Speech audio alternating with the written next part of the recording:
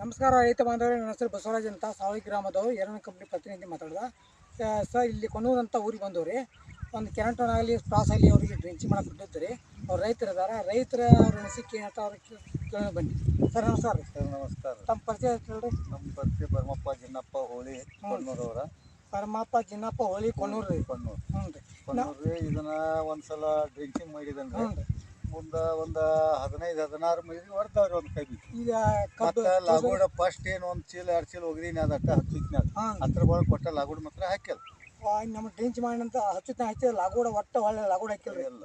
ಈಗ ಎಷ್ಟು ತಿಂಗಳು ಕಬ್ಬು ಇರೋದ? ಇದು ಸಾಧಾರಣ ಒಂದು 2 ತಿಂಗಳು ಹಾಕಿ ಬಂದೈತಿ. 2 ತಿಂಗಳು ಮಟ್ಟ ಒಂದು ಸ್ವಲ್ಪ ಕಮ್ಮಿ ಆಗಲಿ, ಒಂದು 4 ದಿವಸ 2 ತಿಂಗಳು. 2 ತಿಂಗಳು ಕಬ್ಬು ಆದ್ರೂ ಇನ್ನೂ ಲಾಗೋಡ ಹಾಕಿಲ್ಲ. ಮರಿ ಸಂಖ್ಯೆ ನಿಮ್ಗೆ ಜಾಸ್ತಿ ಬಂದವ್ರಿ. ಜಾಸ್ತಿ ಇದೆ. ಒಂದು ಕಬ್ಬಿನಾಗ 15 ಆಗಲಿ 16 ಆಗಲಿ 15, 16, 14 ಹಿಂಗೆಲ್ಲ ಅದಾವ. ಈ ಔಷಧ ಮಾಡೋದ್ರಿಂದ ನಿಮ್ಗೆ ಚಲೋ ಅನ್ಸೈತಿ ಅಲ್ರಿ? ಚಲೋ ಅನ್ಸೈತಿಲ್ಲ. 4 ಮಂದಿಗೆ ಹೇಳಕ್ಕೆ ಅಡ್ಡಿಲ್ಲ ಅಂತ ಎಲ್ಲ ಬರೋಬ್ಬರಿ ಐತ್ರಿ. ಮರಿ ಚಲೋ ಹೊಡಿತೈತಿ, ಅಗದಿ ಅನುಕೂಲ ಐತಿ. ಅದು ಮರಿ ಹೊಡಿತೀವಿ ಗ್ರೋತ್ಲಾಗ್ರಿ, ಎಲಿ ಅಡಲಾಗ ಗ್ರೋತ್ ಚಲೋ ಆಗೈತಿಲ್ಲ. ಚಲೋ ಐತಿ.